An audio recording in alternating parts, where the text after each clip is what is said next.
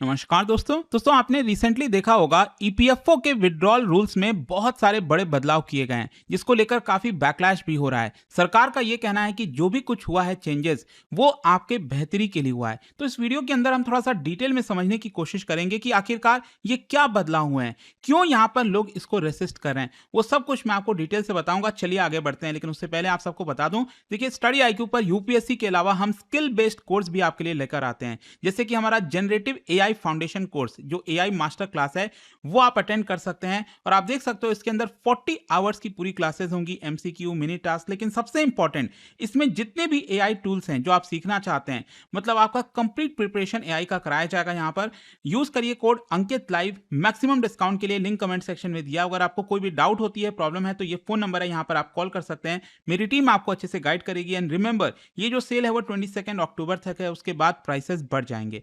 चलिए शुरुआत करते हैं। सबसे पहले देखते हैं बैकग्राउंड थोड़ा सा। ये ईपीएफ क्या होता है? देखो, एम्प्लॉयज प्रोविडेंट फंड बेसिकली क्या है ना कि एक रिटायरमेंट सेविंग स्कीम है जो कि ईपीएफ एक्ट के तहत जो है आपका मैनेज की जाती है। जो employees provident fund and miscellaneous provision act है 1952 का, उसी के तहत इसको मैनेज किया जाता है। बेसिकली क्या है कि अगर आप कहीं पर नौकरी कर रहे हैं और एक ऐसा ऑर्गेनाइजेशन है जहां पर 20 या उससे ज्यादा एम्प्लॉयज हैं, तो यहां पर कंपलसरी उनको इस स्कीम के तहत आना होता है। Basically ministry of labour and employment वो इसको पूरा गवर्न करती है। वो ईपीएफओ इसी के अंदर में आता है, एम्प्लॉयज प्रोविडेंट फंड ऑर्गेनाइजेशन।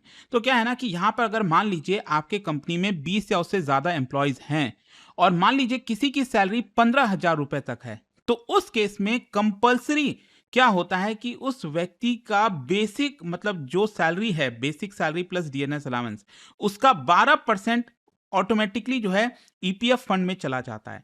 और उतना ही 12% जो है वो एम्प्लॉयर को भी कंट्रीब्यूट करना होता है। लेकिन इसमें क्या है, चीजें स्प्लिट हो जाती हैं। जैसे इसमें से मेजर पोर्शन आपका पेंशन वाले स्कीम में चला जाता है, ईपीएस जिसको कहते हैं, आई थिंक शायद 8.67% के आसपास। और बाकी का लगभग जो है आपका ईपीएफ में ही चला जाता है। जो ये एम्प्लॉय कंट्रीब्यूट कर रहा है ना 12%, तो उसी में ये लगभग 3.33% है, जो भी है वो आपका उधर चला जाता है। तो ये क्या होता है कि एक तरह से आप समझिए ये कोई बैंक अकाउंट की तरह नहीं है। कई बार लोगों को लगता है कि मान लीजिए जैसे आपने कोई भी सैलरी आपकी आई तो आपके बैंक अकाउंट में चली गई। अब बैंक अकाउंट में गई, आपको जो मर्जी है वो कर सकते हो, आप उसका जहां खर्च करना हो वहां खर्च कर सकते हो।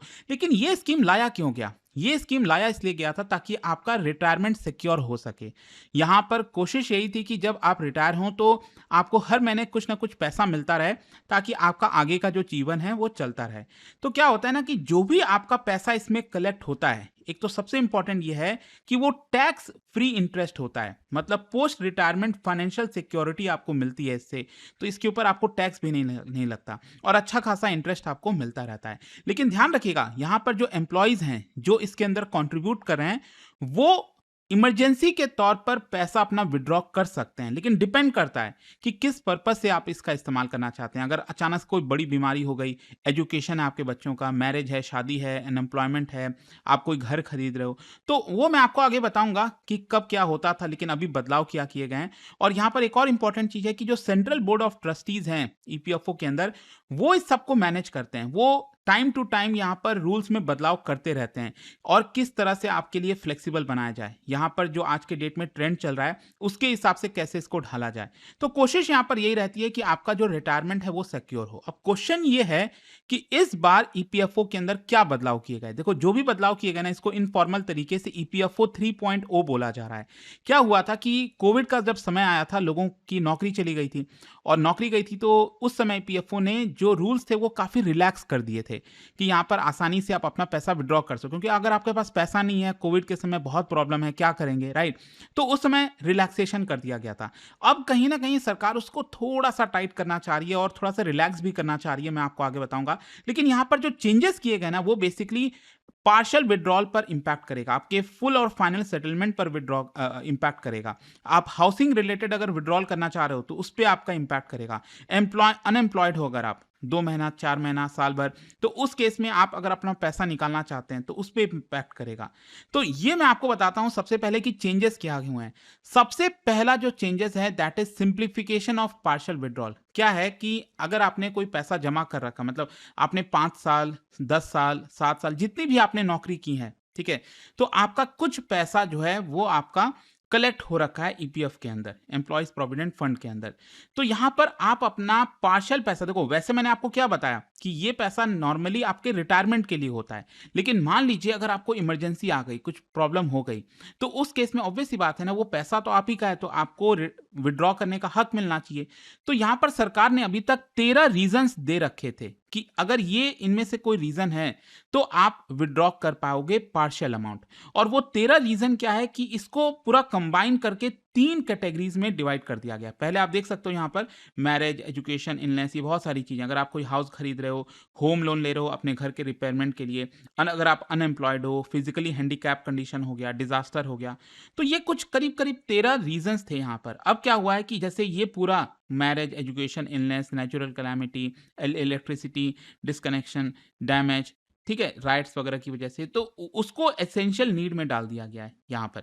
फिर दूसरा क्या है कि जो purchase, construction of house, repayment of home loan, इसको हाउसिंग नीड में डाल दिया गया है।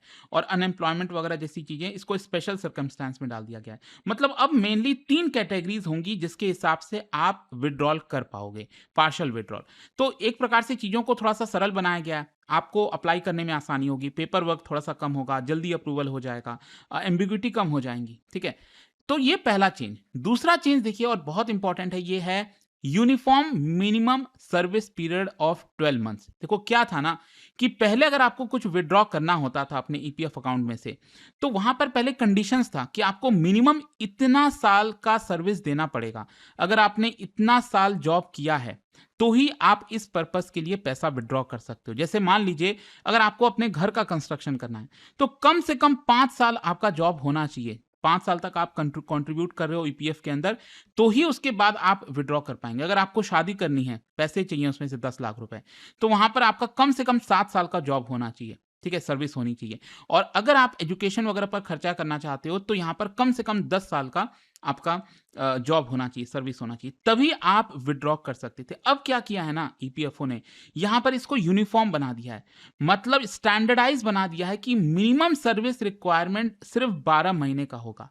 मतलब 1 साल अगर आपने नौकरी कर ली तो यहाँ पर ज्यादातर, मतलब जो केसेस में आपका पार्शियल विड्रॉल हो सकता है, मैं ज्यादातर कह रहा हूं क्योंकि बहुत सारे ऐसे केसेस हैं अभी भी आपको थोड़ा सा वेट करना पड़ेगा, जैसे 3 साल वेट करना पड़ सकता है घर खरीदने के लिए, ठीक है, वो मैं अगेन आपको आगे बताऊंगा। लेकिन ज्यादातर केसेस में ईपीएफओ ने ये किया है कि अगर आपने 1 साल नौकरी की है तो आप पार्शियल विड्रॉल कर सकते हो। तो इसका इंपैक्ट क्या आएगा, बेसिकली क्या है कि जो नए एम्प्लॉयज हैं जिनका भी 1-1.5 साल ही नौकरी हुआ है, तो वो भी यहाँ पर इमरजेंसीज में पैसा विड्रॉ कर पाएंगे। ये कहीं ना कहीं जो शॉर्ट टर्म कॉन्ट्रेक्चुअल एम्प्लॉयज होते हैं उनको भी कंप्लायंस से एनकरेज करेगा कि आप भी इससे जुड़िए, सही से इसको फॉलो करिए। अब देखो यहाँ पर जिसको लेकर सबसे ज्यादा यहाँ पे हल्ला हो रहा है, बैकलैश हो रहा है एक प्रकार से, वो ये वाला नियम है, minimum balance rule 25% must remain. क्या है ना, ये सबसे इंपॉर्टेंट चेंजेस है। Member can withdraw up to 75% of their corpus और बाकी का 25% उनके पीएफ अकाउंट में ही रहेगा। अब मान लीजिए अगर मैं कहता हूं कि आपके पीएफ बैलेंस 4 लाख रुपए पड़ा हुआ है, जस्ट इमेजिन कर लीजिए कि प्रोविडेंट फंड में आपके 4 लाख रुपए पड़े हुए हैं। अब आपको विड्रॉ करना है, पार्शियल विड्रॉ, आपको विड्रॉ चाहिए, पैसा चाहिए, तो यहां पर मैक्सिमम आप 75% तक ही विड्रॉ कर सकते हैं, उससे ज्यादा विड्रॉ नहीं कर सकते। मतलब 4 लाख का 75% कितना हो गया, 3 लाख रुपए, और बाकी का जो 1 लाख है वो आपका रिटायरमेंट में ही यहां पर रहेगा, आप उसको पहले विड्रॉ नहीं कर पाओगे। और इसीलिए इसको थोड़ा सा बैकलैश हो रहा है। लोगों का कहना है कि देखिए ये हमारा पैसा है, सरकार इसको रोक कैसे सकती है। तो जैसा कि मैंने आपको स्टार्टिंग में भी बताया था इस चीज को लेकर कि सरकार का ये तर्क है कि देखिए ये जो पैसा आप जमा कर रहे हो ना, ये आपके मेनली रिटायरमेंट के लिए। अगर आप पहले ही मान लो पैसा पूरा विड्रॉ कर लोगे, फिर इमरजेंसी आएगी, आप जब रिटायर होगे तब तो आपके पास पैसा ही नहीं बचेगा। तो ऐसा नहीं होना चाहिए। तो सरकार उसको थोड़ा सा बैलेंस करने की कोशिश कर रही है, लिक्विडिटी इमरजेंसी पर्पस के लिए और लॉन्ग टर्म रिटायरमेंट प्रोटेक्शन भी सरकार आपका रखना चाहती है। इसीलिए सरकार का कहना है कि हम 75% का ये रूल आए कि मैक्सिमम आप इतना ही विड्रॉ कर सकते हैं, उससे ज्यादा विड्रॉ नहीं कर पाएंगे। लेकिन हाँ, केसेस ये भी होते हैं जहां पर आपको पूरा पैसा विड्रॉ करने दिया जाता है, लेकिन वो कब दिया जाता है, जब आप अनएम्प्लॉयड रहते हो। और इसमें भी चेंजेस किया गया है।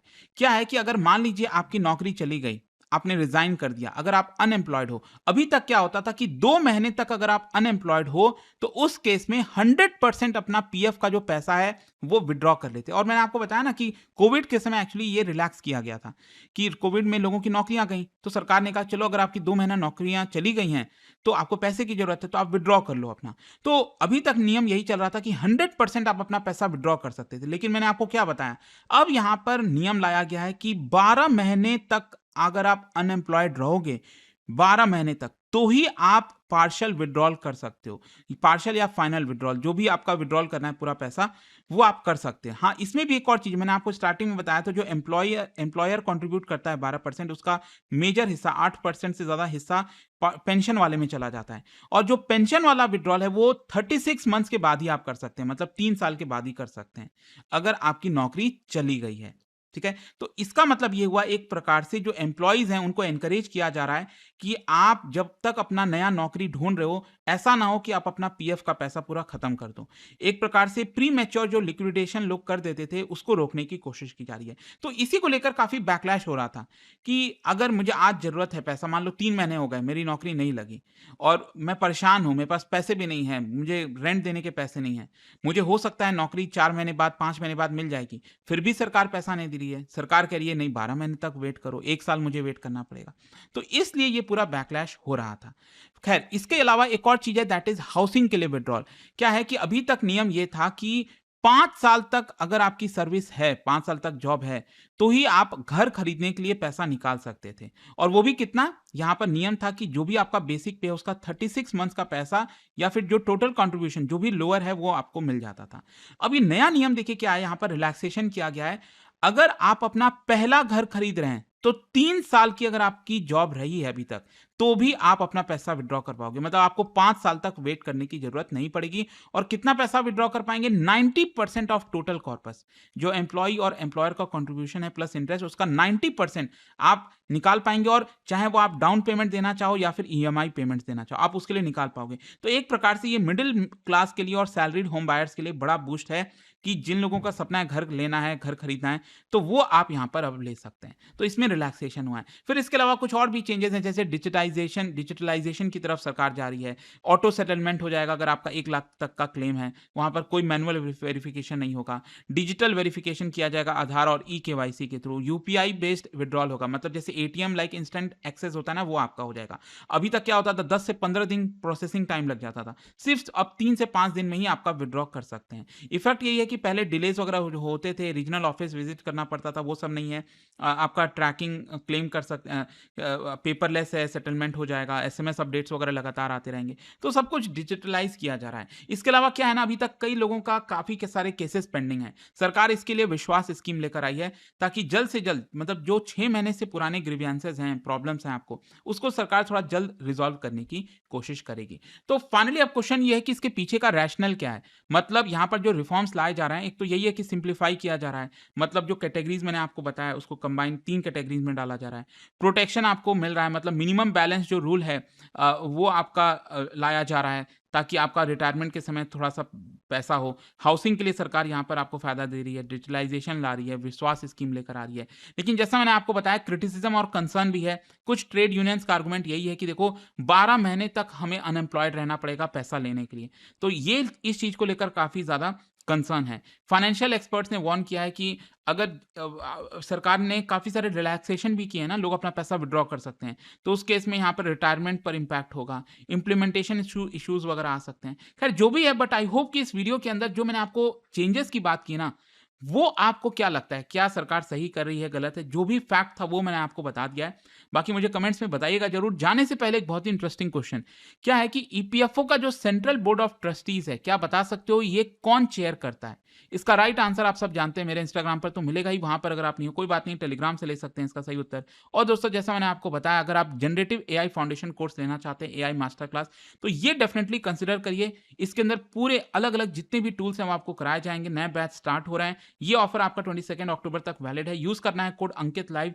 मैक्सिमम डिस्काउंट के लिए लिंक कमेंट कमेंट सेक्शन में दिया हुआ है। फोन नंबर है यहाँ पर, अगर आपको कोई डाउट है, प्रॉब्लम है, इस पे कॉल करिए, मेरी टीम आपको अच्छे से गाइड कर देगी। दोस्तों, यह दिवाली सिर्फ रोशनी की नहीं, सक्सेस की शुरुआत की दिवाली है। स्टडी IQ IAS लेकर आया है दिवाली सेल, जहां से शुरू होती है आपकी IAS journey. UPSC 2027 long term foundation batch अब अवेलेबल है सिर्फ 18,999 में। प्रीलिम से इंटरव्यू तक complete guidance, top faculties, mentorship और टेस्ट सीरीज के साथ। और सबसे बड़ी बात, बाइलिंगुअल हिंदी और इंग्लिश, आपकी तैयारी आपकी लैंग्वेज में। और साथ ही साथ मिलता है प्रीलिम्स क्लियर करने पर फुल फी रिफंड। मंथली टॉपर्स को 11,000 रुपीज के कैश रिवॉर्ड। लिमिटेड सीट्स हैं, सेल के बाद प्राइसेस बढ़ जाएंगे। तो स्टडी IQ ऐप खोलो, सर्च करो UPSC 2027 बैच और यूज करो कोड अंकित लाइव ANKITLIVE मैक्सिमम डिस्काउंट के लिए। अभी भी कोई डाउट हो तो इस फोन नंबर पर कॉल करिए 092400232993। तो दोस्तों, इस दिवाली सक्सेस की रोशनी के साथ मनाइए।